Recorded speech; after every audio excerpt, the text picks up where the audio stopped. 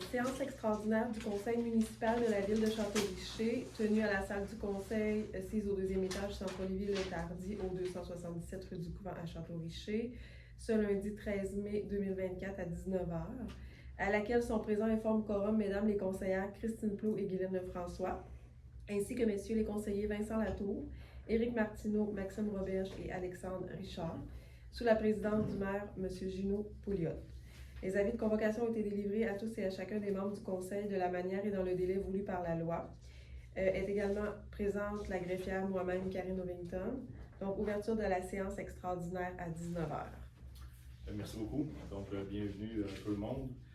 L'ouverture de la séance extraordinaire, donc, considérant que les gens ont été convoqués 24 heures avant le début de l'heure de la séance et que la greffière déclare avoir qu'un avis été envoyé là, aux gens pour la séance extraordinaire et que les membres du conseil, conformément aux membres du conseil, et que les membres présents à l'ouverture ont forme quorum. Donc, en conséquence, la séance du 13 mai 2024 est déclarée régulièrement constituée et ouverte.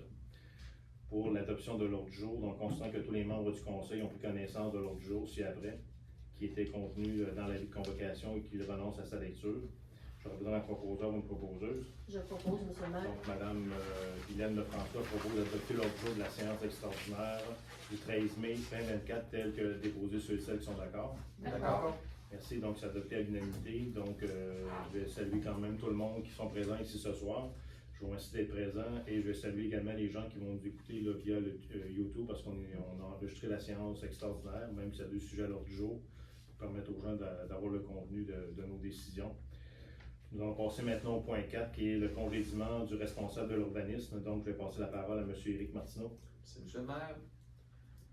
Considérant l'article 113 de la loi sur les cités et villes, considérant la période de probation de l'employé numéro 130-047, considérant la lettre remise à l'employé le 7 mai 2024, considérant les informations soumises au conseil municipal et analysées par ce dernier dans le respect de l'article 113 de la loi sur les cités et villes, considérant la volonté du conseil municipal d'entériner la recommandation émise dans la dite lettre. En conséquence, je propose d'entériner la décision du 7 mai 2024 de la direction générale et d'entériner la recommandation de la direction générale eu égard à l'employé 130-047 telle que formulée dans la lettre du 7 mai 2024 et d'autoriser le maire et ou la directrice générale à signer tous les documents afférents. Merci beaucoup. Donc, ceux et celles qui sont d'accord? D'accord. Merci. Donc, c'est adopté à l'unanimité. Le point 5, je vais passer la parole à Mme Lefrançois. Oui, alors la signature d'une entente avec Urbatec pour le service d'urbanisme et d'inspection municipale pour une durée indéterminée. Alors, considérant que le poste de responsable de l'urbanisme à la ville de Château-Richer est présentement vacant, considérant que le processus de recrutement pour pourvoir le poste de façon permanente peut s'étirer sur quelques semaines, considérant que l'amorce de la saison estivale est une période chargée en demandes et activités pour le service de l'urbanisme, considérant qu'une présence professionnelle pour la transition est impérative, considérant l'offre de services reçue par la firme Urbatec spécialisée en urbanisme et en gestion du service de permis et certificats pour les petites et moyennes municipalités, je propose d'accepter l'offre de services professionnels de la firme Urbatec pour une durée indéterminée au taux horaire de 70 $ pour le service d'inspection et d'émission de permis et au taux d'horaire de 92 $ pour la rédaction de règlement. Merci. Donc, ceux et celles qui sont d'accord? D'accord. Merci. Donc, c'est adopté à l'unanimité. Ceci met fin au point. Nous sommes rendus à la période des questions, le point 6. Je veux rappeler aux gens que pour les questions qui sont possibles de poser, c'est les questions qui sont en lien avec l'ordre du jour, considérant que c'est une séance extraordinaire. Est-ce qu'il y a des questions? Oui.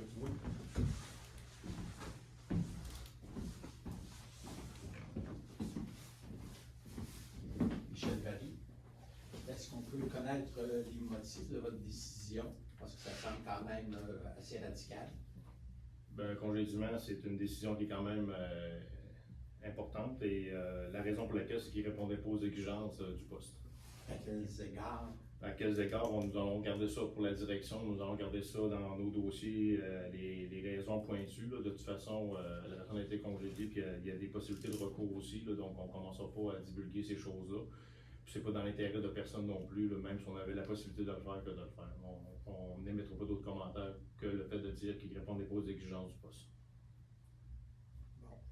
Autrement, la firme qui va être engagée, est-ce qu'on peut savoir quelles vont être ses responsabilités? Mais comme Mme Lefrançois l'a lu tout à l'heure, ça va être c'est une période prédéterminée pour des services d'inspection, d'émission de permis, elle va assister au CCU également, tous les dossiers qui doivent être analysés et déposés au CCU là, pour ne pas retarder les dossiers qui sont en cours présentement et ceux à venir.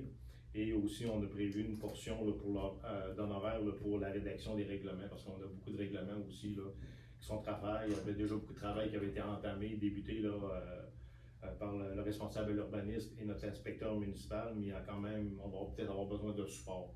Donc, on l'a mis pour une période indéterminée. Pourquoi? Parce que il est possible pour nous de trouver quelqu'un pour, par exemple, je dis n'importe quoi pour le mois de septembre, bien, nous, on évaluera après les besoins qu'on a, qu'on verra là, avec les finances qu'on a, si on est capable de garder Urbatec pendant un certain temps là, pour nous aider à dégager d'autres dossiers là, pour avancer un petit peu plus rapidement. Et du côté de l'inspection municipale, la personne qui est en place, ça ne change pas ses fonctions?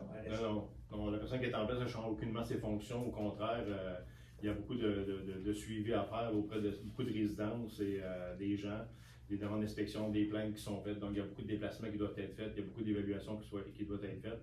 Et il y a aussi des normes gouvernementales là, qui s'en viennent, qu'on va devoir respecter, entre autres, sur le contrôle de la sécurité qui entoure les piscines. Donc, c'est une loi qui va être en vigueur, si je ne me trompe pas, là, pour 2025 ou pour le printemps. Donc, il y a beaucoup de recommandations, il va y avoir beaucoup de suivi à faire auprès des propriétaires de piscines. Là. Donc, ça amène une charge assez importante. Il n'est pas impossible qu'il y ait du support de ce côté-là aussi pour ne pas retarder nos dossiers. Est-ce que la firme en question va avoir le mandat de trouver un nouveau candidat, vous proposer le candidat? Non, eux, ils offrent c'est un service qu'ils ont. Là. Donc, c'est un service, comme on vient de le dire, pour les raisons qu'on vient de le donner. Pour ce qui est de trouver nos candidats, nous allons évaluer la situation, si on va faire avec un chasseur de tête ou si on fait ça autrement. Là, si on y va par nous-mêmes dans un premier temps, puis un chasseur de tête, c'est juste qu'ils sont nous, on ne trouve pas, mais ça étire le délai de remplacement aussi. Donc, on va évaluer ça là, la semaine prochaine. Parce que par quel mode vous aviez choisi le candidat qui est congédié? En temps normal, M. Barry, j'accepte deux questions, là, mais allez-y, là. La dernière question, c'est quoi, vous dites? La question, c'est le candidat qui est présentement congédié. Oui. Il avait été recruté par quel mode? Non, c'est nous qui avions fait un affichage à l'externe, donc on avait affiché le poste là, sur les différentes tribunes là, qui existent là, pour trouver quelqu'un, et on l'avait fait à l'interne. Pensez-vous faire la même chose cette fois-ci? Comme je l'ai dit tout à l'heure, on va regarder, on va analyser la situation, si on fait nous-mêmes ou si on va avec un chasseur de tête. Parce qu'on peut dire qu'on s'est fait M. passer un sapin. M. Barry, Oui. les questions. Parce que là, je vais me faire mettre en plein visage plus tard que j'en ai permis beaucoup, là. Je vous le dis, là. Fait qu'on va essayer de respecter le C'est souvent règlement. une demi-heure, c'est pour ça que... Pardon? C'est souvent un 30 minutes. Non, c'est 2 questions. Le règlement, il dit 2 questions par personne pour la séance du conseil. Parce que vous avez dit, lors de la dernière rencontre, je pense que c'était à monsieur, je ne sais pas si c'était à Robert ou monsieur Saint-Hilaire, c'est que ça pouvait s'étirer à plus que 2. Parce que je me suis mentionné que ailleurs, c'était pas limité à 2, puis vous avez dit on est relativement ouvert. Mais on est relativement ouvert parce que c'est 2, puis comme on a pris la période des questions, puis on l'a scindé en 2, on a permis jusqu'à 4 questions, mais au début, on permettait la demi-heure de questions, puis les gens pouvaient aller en rafale comme vous venez de le faire, là, on répondait. Okay?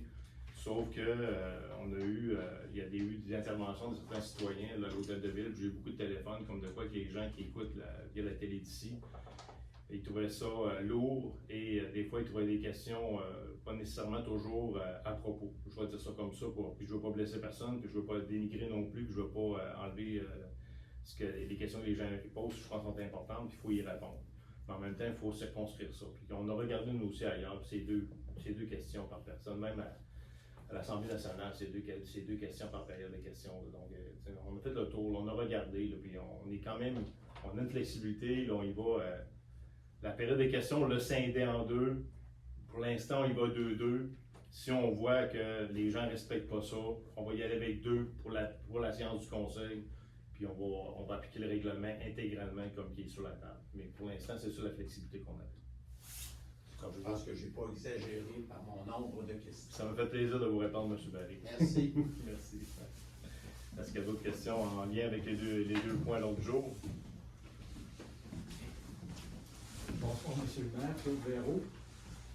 La table est mise. J'ai quelques questions, peut-être un petit peu plus que 2, mais pas beaucoup plus que 3. La dernière fois que la ville a congédié un col blanc, je ne sais pas si vous étiez déjà au château, mais c'était avant 2017, c'était sous le régime de M. Dancause. Les contribuables se souviennent très bien que cette aventure-là a coûté plus d'1 million de dollars. Alors, je sais bien que le contexte ce soir est très différent. Le statut des employés n'est pas le même. Mais est-ce que vous pouvez nous donner l'assurance que les motifs que vous invoquez pour le congédiement sont suffisamment sérieux et aussi bien documentés pour pas qu'une aventure semblable se reproduise? Monsieur Véraud, je vais vous rassurer, là, les motifs sont très sérieux et puis tout a été documenté. Tout a été fait dans les règles de l'art. J'ai travaillé dans ce domaine-là pendant plus de 25 ans. Puis on a consulté en plus, parce que je n'ai pas pris pour acquis, parce que j'avais travaillé là-dedans pendant 25 ans, comme de quoi que ce que je pensais, ce qu'on discutait était la bonne conduite. Donc on a consulté un responsable au niveau des relations de travail pour s'assurer qu'au-delà de mes connaissances, que moi je ne voulais pas mettre en réalité la ville dans une situation inconfortable là, avec les histoires du passé, parce que je ne veux pas être associé à rien. Là. Et on a consulté pour s'assurer que tout ce qui était fait correctement. Puis on l'a fait correctement, puis on l'a fait avec respect aussi. OK, merci. J'ai une autre question qui a été abordée par M. Barry. Dans le projet d'ordre du jour de ce soir, puis Mme Lefrançois l'a répété tantôt, vous aussi, c'est bien indiqué que en remplacement du poste de responsable de l'urbanisme, la compagnie Urbatex s'occupera du service d'urbanisme et, j'insiste, d'inspection municipale pour une durée indéterminée. J'avais compris, mais là, je pense que vous allez apporter encore des précisions. Moi, j'avais compris qu'à plus ou moins court terme, l'actuel poste d'inspecteur municipal, il serait aboli finalement.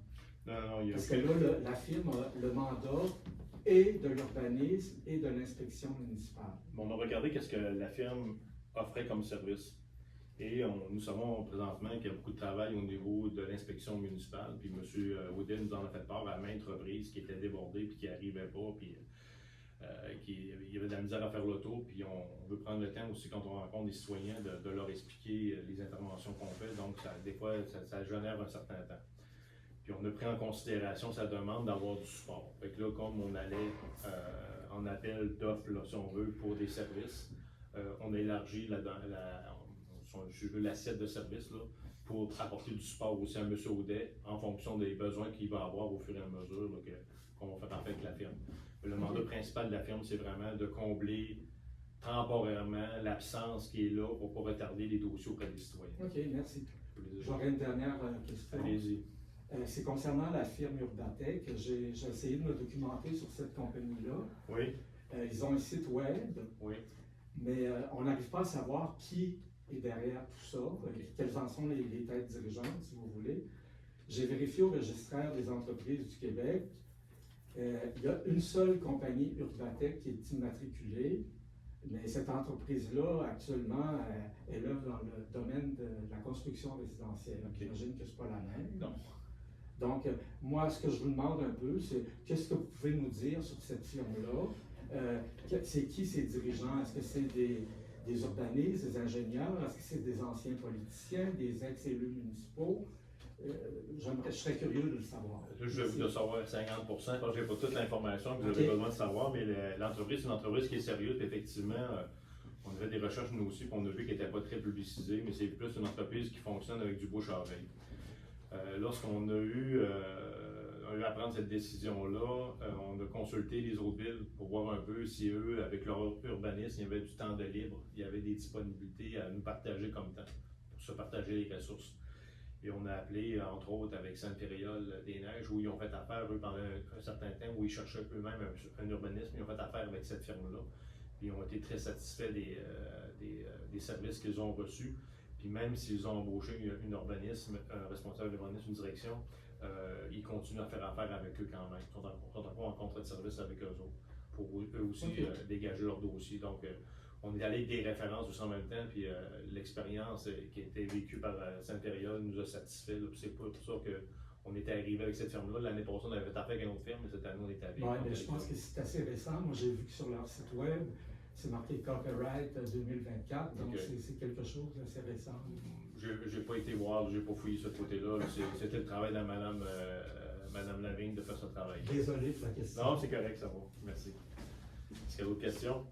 Ça va? Je vous remercie beaucoup.